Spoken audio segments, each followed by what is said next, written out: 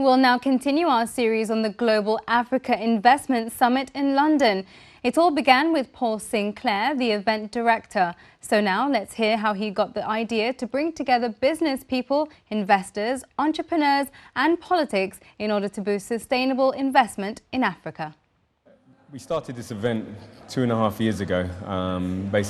My background is British Ghanaian.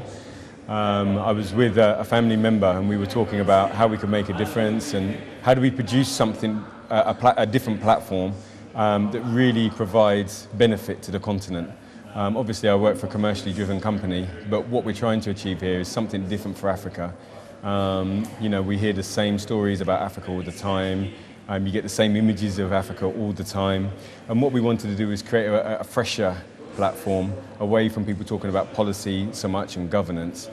And the other thing that we really found was when I was in Ghana, I would always get teased a lot by people saying that whilst I lived in London, that London no longer was a financial capital. Everything's now in the Middle East or everything's in China. You always hear the same story again.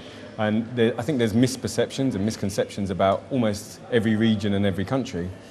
And what we really wanted to do was align the reality that still London is a financial capital, but then why do investors go to Africa and they never come back?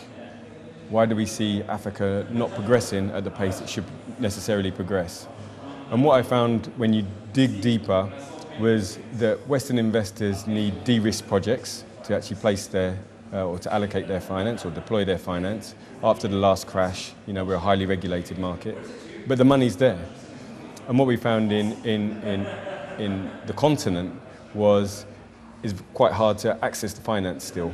We understood what the bridge was. If we could originate good quality projects, public sector and private sector, and then also align that with the capital internationally, that we could create a dynamic that was more conducive to transaction.